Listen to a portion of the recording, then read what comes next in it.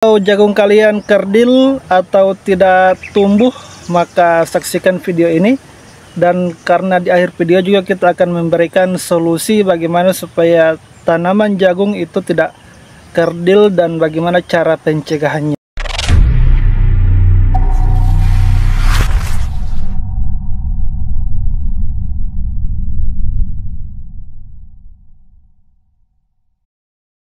Bagaimana sih itu ciri-ciri dari tanaman jagung yang tidak berkembang dan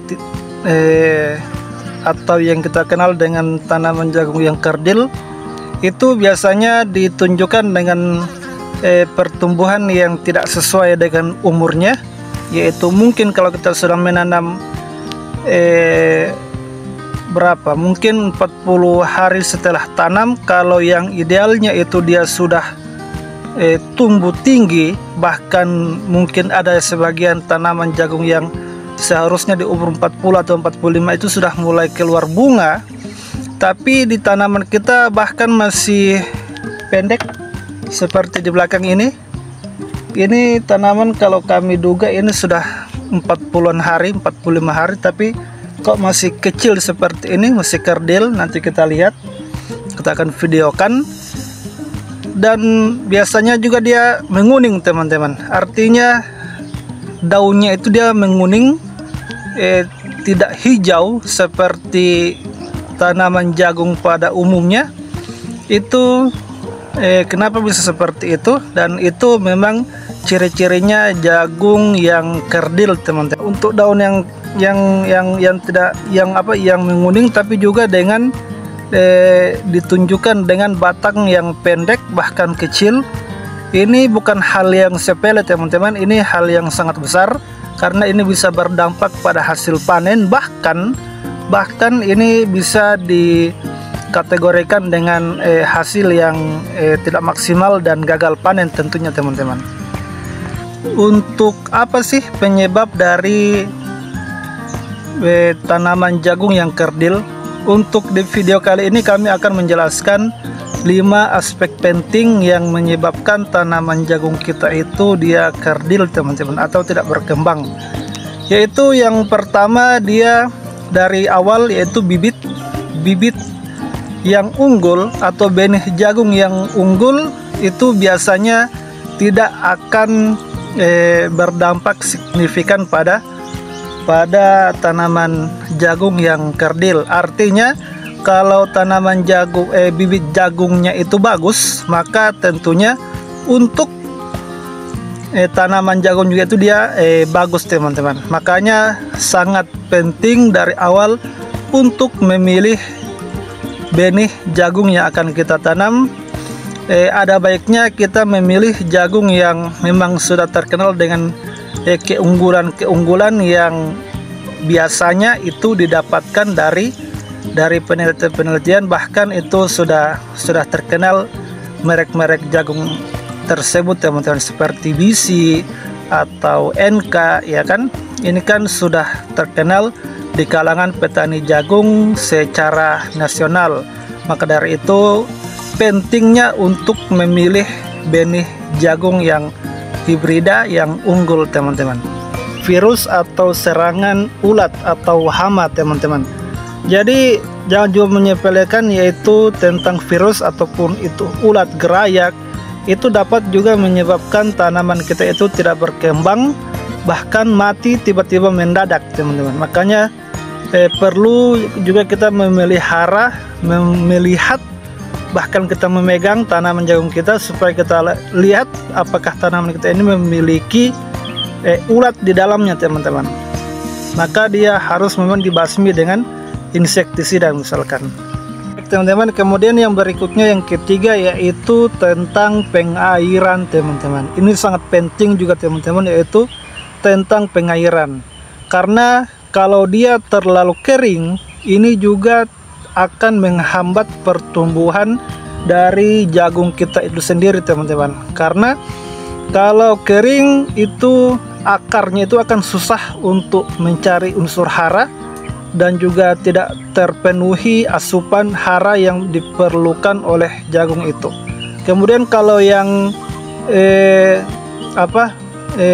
terlalu basah juga, artinya sering banjir gitu kan. Kalau pengairannya tidak bagus, artinya irigasinya tidak bagus, ini juga tentu akan mempengaruhi pertumbuhan dari jagung kita, teman-teman.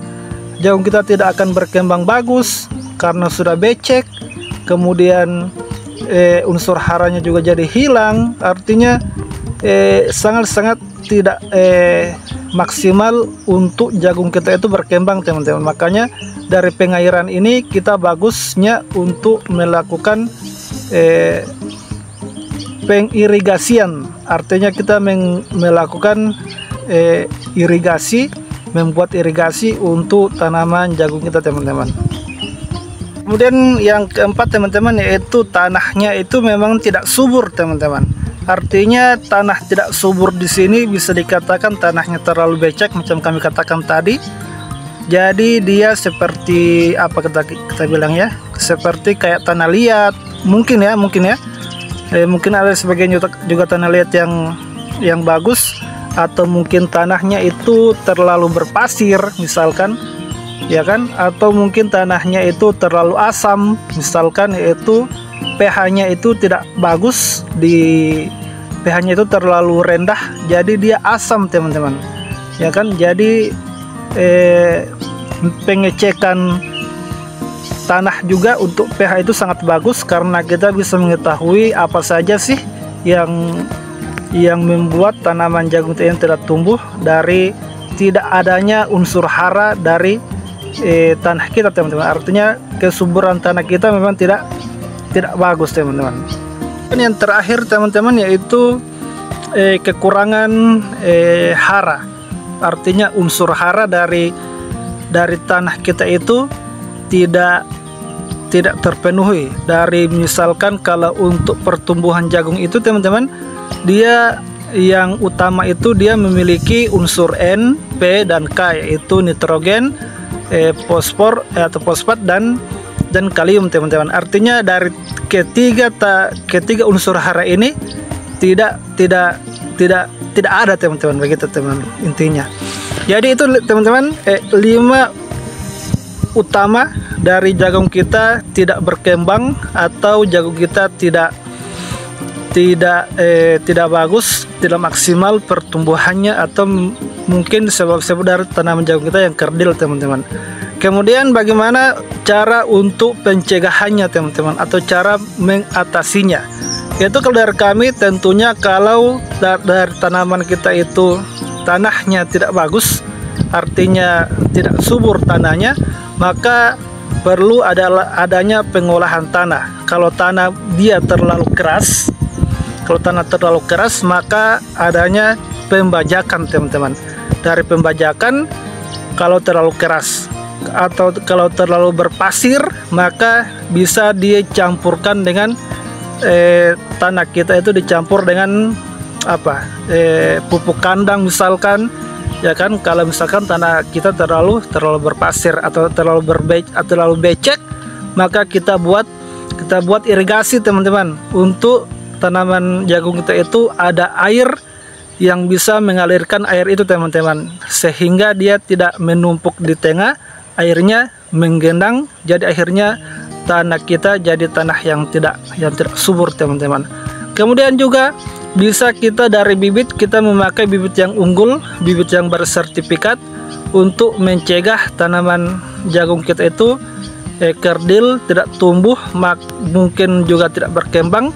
Maka ada baiknya untuk memilih tanah bibit unggul, teman-teman. Kemudian dari tanah juga itu, teman-teman, kita perlu ada pengolahan tanah seperti yang kami katakan tadi.